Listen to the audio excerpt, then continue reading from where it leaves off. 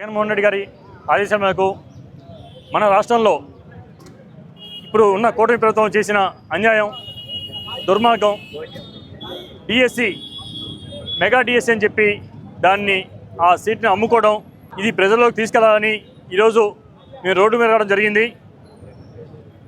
ఇది చూస్తుంటే అందరికీ తెలుస్తుంది ఇది మెగా డిఎస్సి కాదు, దగా డిఎస్సి అని. ఇది రిక్రూట్మెంట్ కాదు, వేలంపేట అని. ఖచ్చితంగా వాళ్ళు సీట్లని వేలంపాట వేసుకుని డబ్బులకి అమ్ముకున్నారని అందరికీ జనాలు మొత్తం తెలుస్తూనే ఉంది. ఇందులో మళ్ళీ స్పోర్ట్స్ కోటా అని చెప్పి అందులో ఉన్న స్పోర్ట్స్ కోటాలో మొత్తాన్ని ఒక డూప్లికేట్ సర్టిఫికేట్ సృష్టించి ఎవరికి పడితే వాళ్ళకి ఇష్టానుసారం వాళ్ళకి కావాల్సిన వాళ్ళకి డబ్బులు తీసుకొని సీట్లు అమ్ముకున్నారు.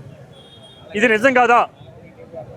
లోకేష్ గారిని ఒకటే అడుగుతున్నాం, ఇది నిజం కాకపోతే మీరు వచ్చి ప్రజలకు ఎక్స్ప్లెనేషన్ చేయండి.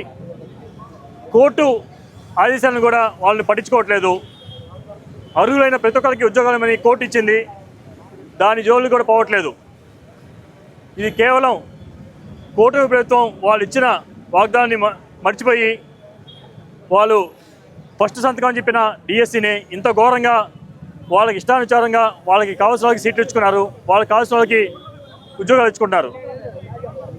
కేవలం వాళ్ళ డబ్బులు వాళ్ళ మూటలు నింపుకుంటారు, కానీ ఇది జనాల కోసం కాదు, ఇది నిరుద్యోగ వాళ్ళకి సంబంధించి కాదు.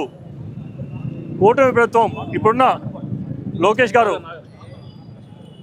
ఇప్పుడున్న నిరుద్యోగ అందరికీ ఎంత అన్యాయం చేస్తారో అందరికీ తెలుస్తూనే ఉంది, అందరికి కళ్ళారా కనిపిస్తూనే ఉంది. ఇది జనాలందరూ చూస్తున్నారు. ఇది తిరుగుబాటు మొదలవుతుంది. ఖచ్చితంగా ఇప్పుడున్న కూటమి ప్రభుత్వానికి ఇది వాళ్ళు జవాబు చెప్తారు. ఇది ఎంత ఘోరం అంటే, పరీక్ష ఎవరైతే పెడతారో ఒక కంప్యూటర్ వర్క్ చేసే వాళ్ళ చేత పేపర్ డిస్ట్రిబ్యూట్ చేశారు.